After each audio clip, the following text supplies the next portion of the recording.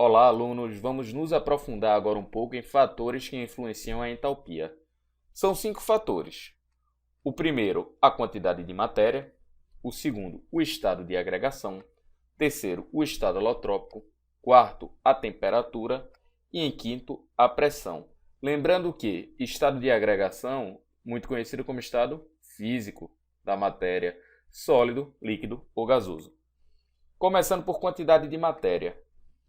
A energia liberada ou absorvida é proporcional à quantidade de matéria existente no sistema.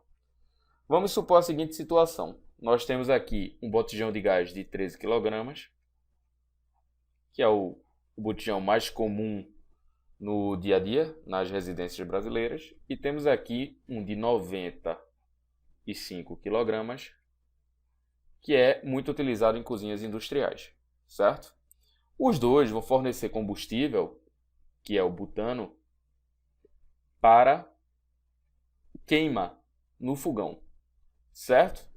Vocês concordam comigo que a energia liberada pelo botijão maior, vou chamar aqui de botijão 2 e botijão 1 para facilitar, a energia liberada pelo botijão 2 vai ser maior do que a energia liberada pelo botijão 1. A energia do botijão 1 vai ser menor do que a energia do botijão 2. Por que isso acontece? Porque a quantidade de massa que eu tenho para queimar aqui vai ser maior do que a quantidade de massa que eu tenho para queimar no botijão 1. Se eu tenho mais massa para queimar, eu tenho maior quantidade de energia liberada, certo? Então, a quantidade de matéria influencia na quantidade de energia que é liberada ou absorvida. Vamos ver isso aqui de um ponto de vista de uma reação química. O butano está aqui, C4H10, ele sofre uma reação de combustão nos fogões. Como assim? Ele vai reagir com o oxigênio, formando CO2 e água. Toda a combustão, quando é completa, ela libera CO2 e água. Nesse caso aqui, nós temos que a liberação de energia, a variação de entalpia, foi de menos 1.439 kJ, certo? Se nós duplicarmos a quantidade de butano, passamos aqui para 2C4H10, duplicamos a quantidade de mols, nós teremos 2 vezes mais matéria queimada. Logo, nossa combustão irá liberar o dobro de energia liberado na primeira reação. Faz sentido, não faz não? Se eu queimo 1 mol, eu libero 1.439 kJ. Se eu queimo 2 vezes mais, eu vou liberar o dobro de energia. Estados de agregação. Como existem diferenças de energia entre os estados de agregação, também vão existir diferenças na variação de entalpia. Como assim? Vamos supor aqui o gelo e vamos supor aqui a água no estado líquido, tá? O gelo tem que estar na temperatura menor do que 0 graus Celsius quando a pressão for em 1 atmosfera. E a água tem que estar em uma temperatura maior do que 0 graus Celsius quando estiver numa pressão de 1 atmosfera, certo? Quem possui maior energia é quem possui maior temperatura nesse caso, certo? Então, a temperatura da água, que eu defini como 1, vai ser maior do que a temperatura do gelo, que eu defini aqui como 2. Se a energia da água é maior do que a energia do gelo, nós teremos essa diferença representada quando nós formos calcular a variação de entalpia. Vendo do ponto de vista reacional, de uma reação química. Aqui nós temos uma reação de formação da água no estado gasoso.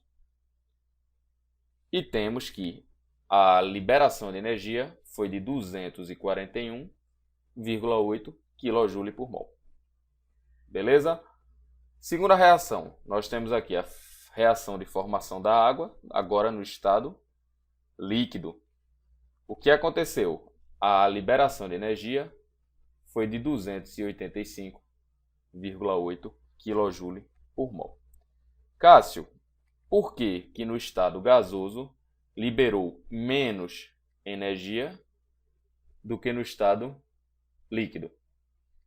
Porque parte da energia que deveria ser liberada foi utilizada para transformar a água do estado líquido para o estado gasoso. Então, um processo de ebulição é um processo que necessita ganhar energia para acontecer. Logo, parte da energia não foi liberada, aqui em torno de 44 kJ não foram liberados para transformar a água do estado líquido no estado gasoso. Beleza?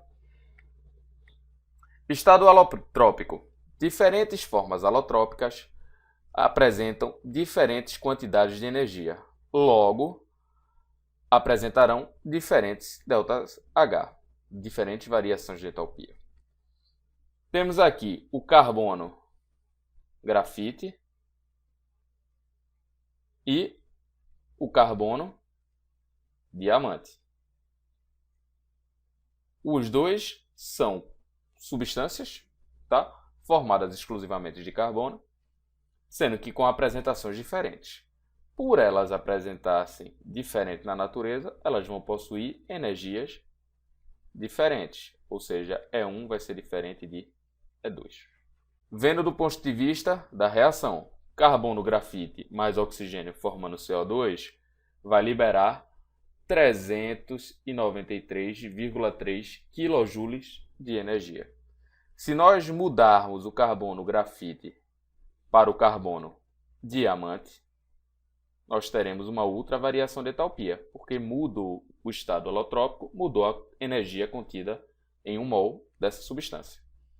Nesse caso aqui, teremos 395,2 kJ por mol, certo? Ocorreu uma variação aqui, aproximadamente de 1,9 kJ por mol, entre a reação do carbono grafite e da reação do carbono diamante. Temperatura. A temperatura interfere na energia das substâncias, logo influencia na variação de entalpia da reação.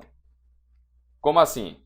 Temos aqui uma reação entre óxido de ferro e hidrogênio, produzindo ferro metálico e água. Na temperatura de 25 graus Celsius, a energia liberada foi de 35,1 kJ. Já a mesma reação na temperatura de 85 graus Celsius terá a energia liberada de 29,7 kJ. Mudou a temperatura, mudou a variação de entalpia das reações químicas. Para que a gente possa concluir, pressão. A variação de pressão influencia na variação de entalpia de reações que possuam algum componente no estado gasoso. Por quê, galera? Vejam só. Quanto maior a pressão, mais difícil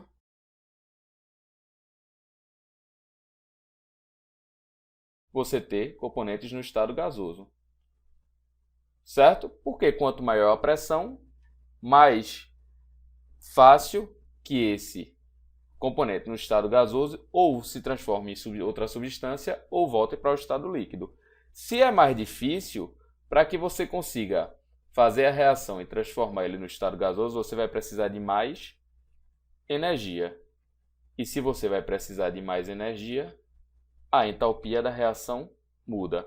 Então, a variação de pressão interfere nas entalpias das reações que possuam algum componente no estado gasoso, porque para passar para o estado gasoso vai precisar de mais energia e passar do gasoso para o estado sólido ou líquido vai precisar de menos energia.